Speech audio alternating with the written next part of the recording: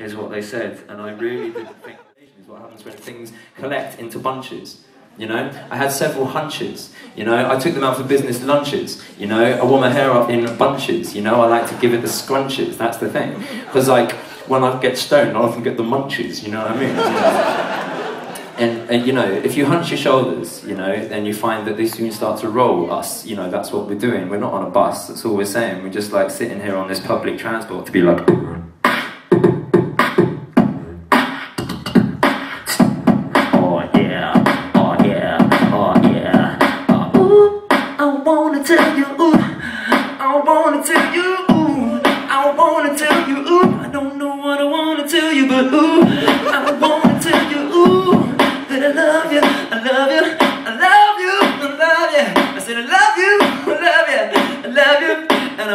Baseline tip.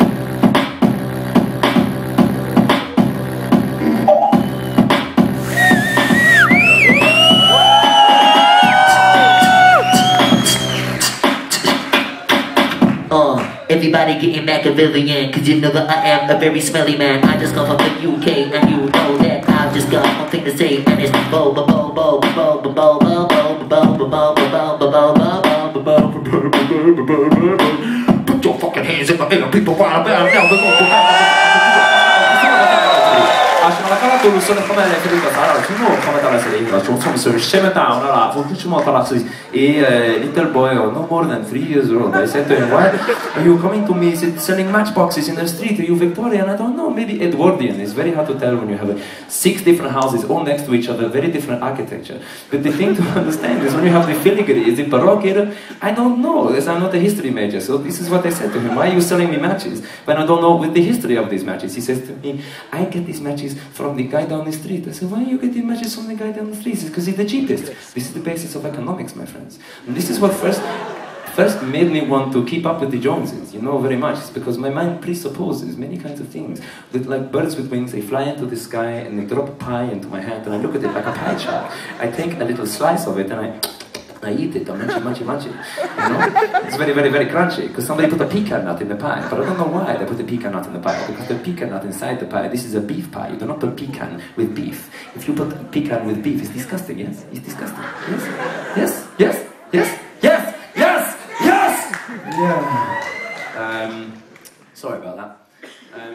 So what you're seeing here on this screen is, it's called the loopurlative. And I'm not even joking. It's a rack mount unit, and it's I bought one about 4 years ago because I wanted to do looping, and I wanted to do it better than anyone had ever done it before. Because I was a beatboxer, and I'd started beatboxing. I've been beatboxing since I was 3, and but when I was in school, it was like. It wasn't like...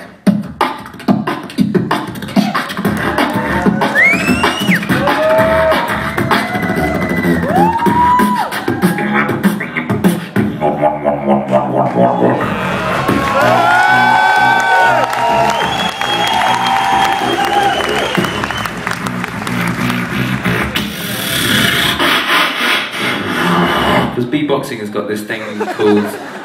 Well, everything in music is subject to polyphony. Polyphony is how many things you can have at the same time, and your mouth has kind of got one. It's monophonic, so you can kind of, but you can mimic there being 2 things at the same time by going like, this is an old favourite, like.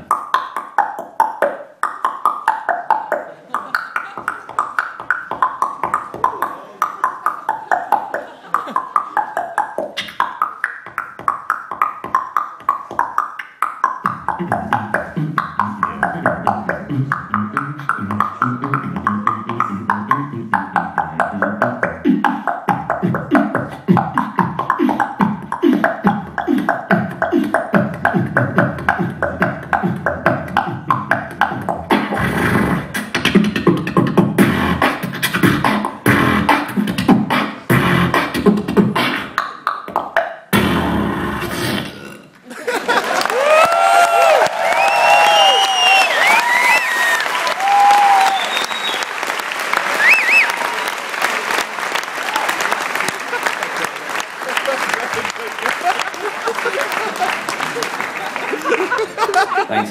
So that's about all you can do in terms of doing things at the same time with beatbox. So like I wanted to expand the amount of sounds I could make at the same time. So like so this is like so I got that thing, but it kept giving me electric shocks. Because there's like 1,000 of them in the world, and they're built by this geezer called Bob, who lives in Texas.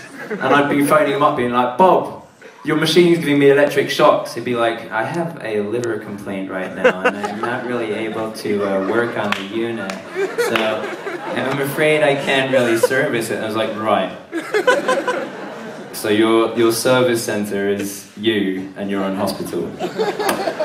Cool. So then, luckily though, this thing came out, and this is the. Now you can show this thing here.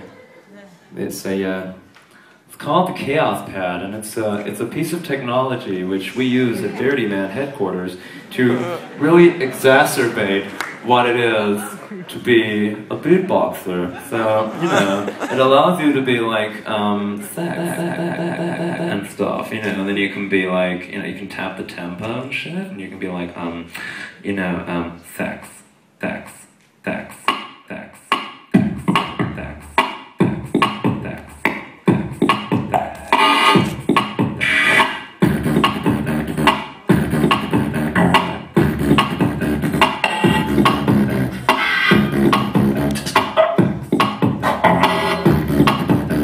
The great thing you can do with this is that, because this is a breakthrough piece of technology, like no one's ever built anything like this before or since, and they're really breakable. They break all the fucking time, and but they're kind of cheap for what they do, because you've got these effects and you've got the loops. So as soon as this came out, I was like, you're joking, someone's built one. And Korg are a big company, so they're not going to sort of discontinue the product if like one of them gets ill. So that's what's good about the Chaos Pad. Thank you, you've done well. Round of applause for the cameraman, please.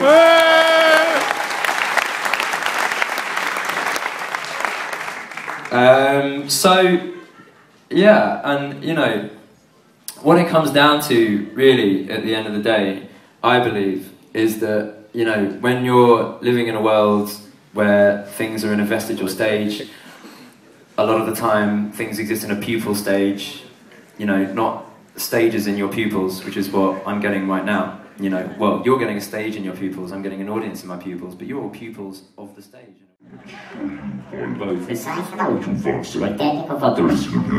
But back to the program in hand. So, when I was very young, I always dreamed about putting a horse inside an egg. And I just wanted to know what it would be like for an entire horse to be inside a chicken egg. But I've never realised that dream. My other dream was to be able to rock up onto a stage and just sort of make music. So that's the one I pursued. I knew that, and thank you, I knew that the horse egg thing just wasn't going anywhere. It was never going to go anywhere. It was a fucking stupid idea, and I know that now. I know that now. I've learned. But that's what's important, you know? We grow, we change, we move on, we progress. We change colour, even. You know, when we go out into the sun, we tan. That's what the sun's for. The sun is there to help us tan. Plants were an afterthought. Plants, chlorophyll, oxygen-filled atmosphere, biodegradable organic materials, all of these are secondary to the idea of tanning, and making sure that you look really nice and shiny. It's nice to look shiny. Some people put oil all over themselves and they kind of gloop around, and they're really shiny, and they reflect the sun, which actually contributes to global warming. So if you ever see anyone putting tanning oil on, you should slap them, not hard, but just go If you see someone on a beach towel, all shiny. Yeah, looping is loads of fun because you know, I used to put oil on my loopers, but I found out that, you know, it wasn't a very green thing to do. It was bad for the environment, so I stopped. You know, because I like to make sure that everything I do is in line with Al Gore's expectations. I actually played to Al Gore. I played to Al Gore, and I also played to the Minister of Finance for China, and it was at the same gig. I was shitting myself. It was this Google Zeitgeist event, and it was like I did this speech about how the world is. God, it didn't make any sense. It didn't make any sense. And Al Gore was looking at me going, "You're wasting my time." The Minister of Finance for China, I don't know what he was thinking, but it was probably in Chinese, so I wouldn't have But it was weird, man. But I don't know, I've done some weird gigs in my time. Like, I've done that, and I still do, like, all these different things, all the way from, like, sort of really insane raves and, like, really, just really strange. Because that's the thing, like, beatbox has its own kind of fascination. Like, beatbox is kind of a skill, I suppose, so people kind of want to see it. So I kind of find that, I mean, recently I've done a tour. I did this tour in the UK, and what we were doing was trying to bring together all these disparate elements from the different shows I've done. So I wanted to show you some video of this, but I don't have any. What I do have, well, I was trying to get internet, and like all good internet-based conferences, I couldn't get any internet, so that was good. But there was one video that I can show you. This is a thing which I did with an orchestra called the Heritage Orchestra, and these guys are there. That's so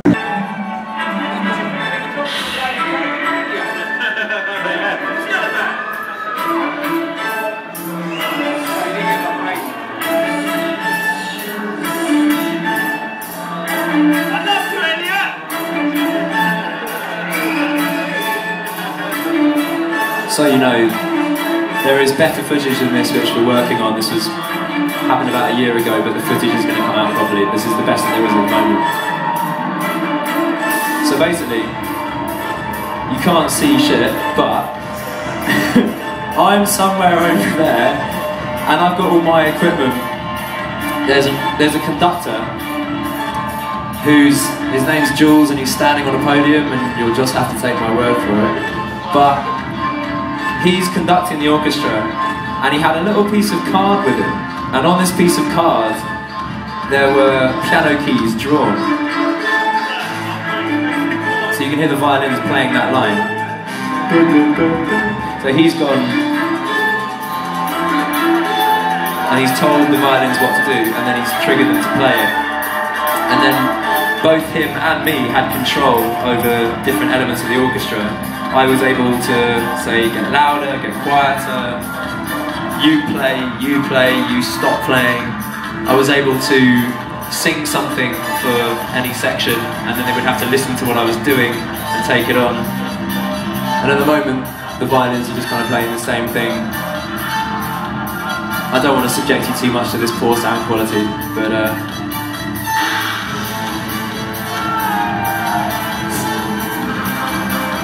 it's a crazy gig. I mean, no one's ever tried anything like that before. Well, they had once. This same orchestra had done a thing with the bass, and they did it with a different kind of method. They had computer screens for every section of the orchestra, and they had guys composing on the fly for each section. But we wanted to try a different way. We wanted to see if we could just totally wing it.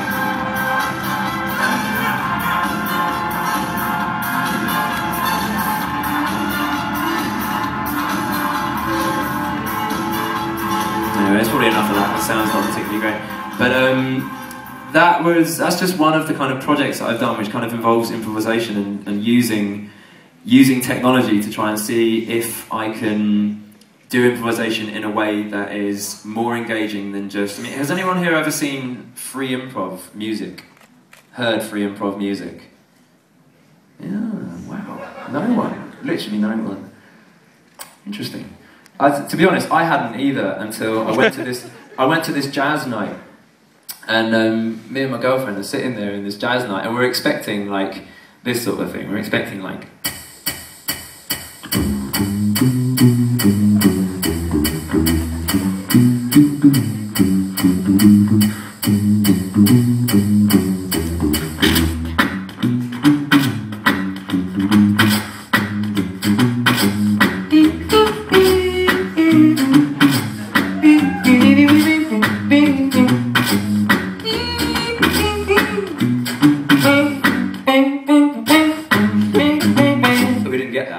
What we got was like the saxophonist standing on the front of the stage, not holding any buttons down, just going,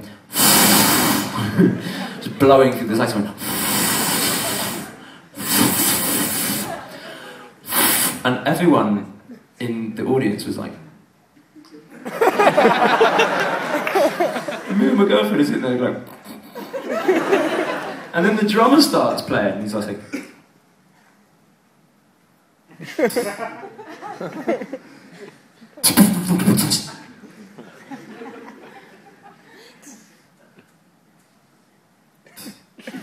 we're just sort of like, again, it all just comes together, like, you know, they start really softly and then they kind of get to like a big crescendo, but there's no music necessarily, anyway, so that's free improv, it's just fucking noise and it's really shit. But it's good if you want to get into that kind of thing, if you're willing to put your mind into that. So, and that's what a lot of improvisation tends to be. Like there's improvisation in music where you have to have structure, and you have to have, you know, if you've got several members of an audience, sorry, I meant a band, you're an audience, a band would be on stage. If you have several members of a band who are trying to improvise together, you need structure, which is why free improv for music kind of works, because there's just none, it's just noise, and you don't need structure. But for a solo performer, you can improvise and you don't need to tell anyone what you're about to do. And that's why looping is so interesting to me, is because you can be an entire band and you can improvise. Because for me, beatbox has always been a kind of get deep with music, and to get deep really quickly. And that's the thing, it's all about capturing a moment for me.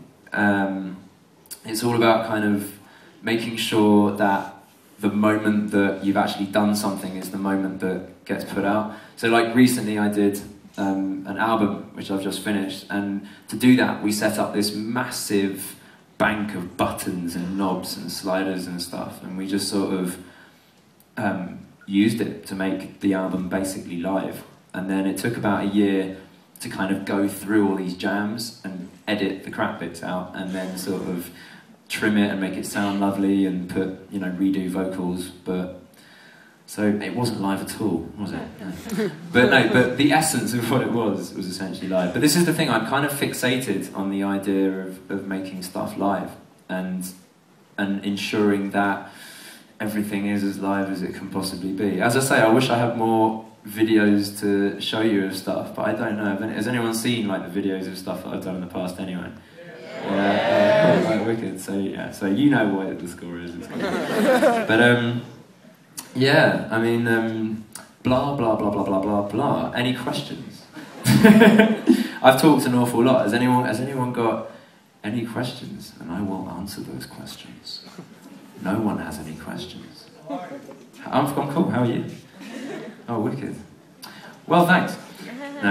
I think before I go, I think I just want to play you a song, and this song is a song which. You got a question? Did someone say there is a question? Do you have insurance on your vocal cords? No, but are you trying to sell me insurance?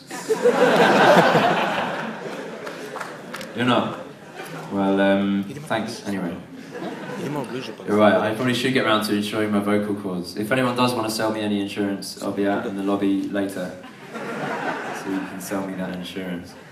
Any other questions? No. Oh, we got cool. Okay. Yes, I can actually. Like this.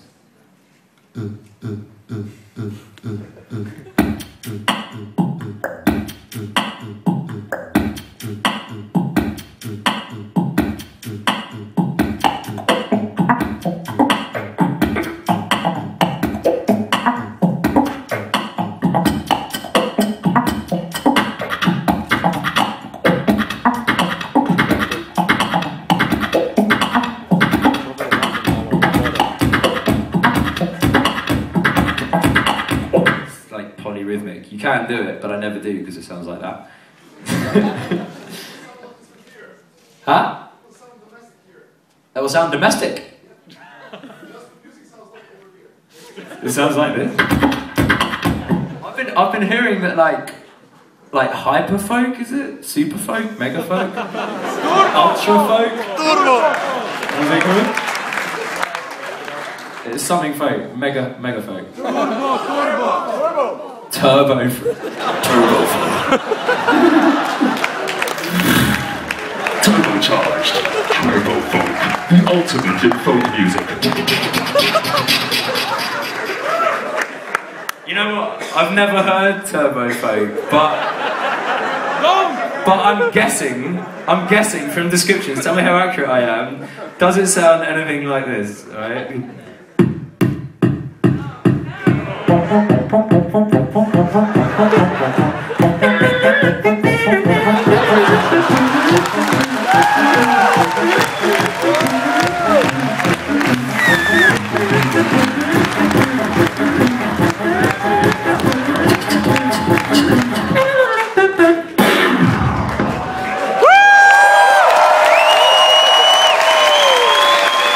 Was that right? Is that how it sounds? Is that close? Is it much slower? Mine's better, thanks. Yeah, I heard that Turbo Folk isn't universally loved. There's a track on my album actually which is like sort of folk dubstep. No. Shall I make some now for you? Shall I show you what I mean? Turbo dubstep, yeah. Turbo step. It's like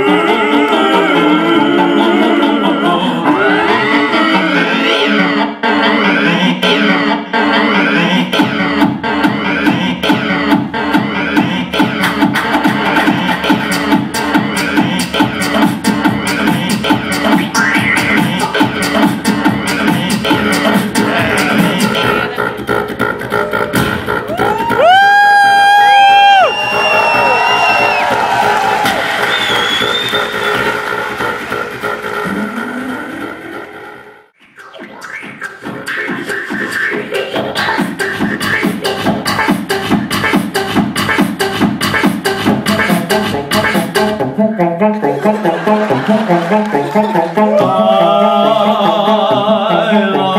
turbo folk. No, I really don't. I like turbo drum and bass, turbo drum and bass, turbo drum and bass.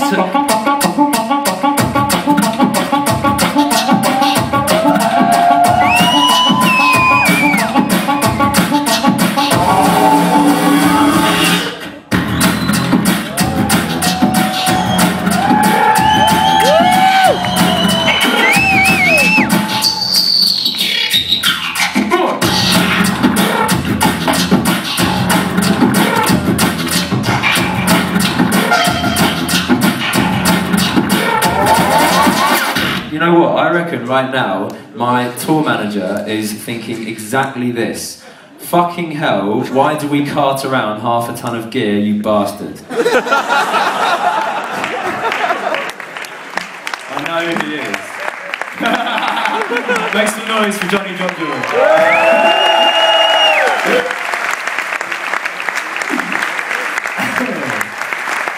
Yeah, basically, I don't normally just use this one thing. Normally I've got like loads of it. I've got like 3 of these, 4 of these, and like another thing that's similar, and a keyboard and loads of pedals and all this stuff.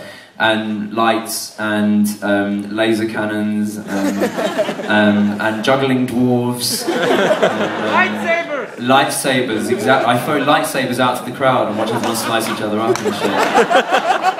And we have like dolphins that get dropped from nets in the ceiling, and they kind of squirm everywhere. Sometimes there are injuries, but people are usually quite well oiled up at my gigs, so it just slips off them. So thank you very much.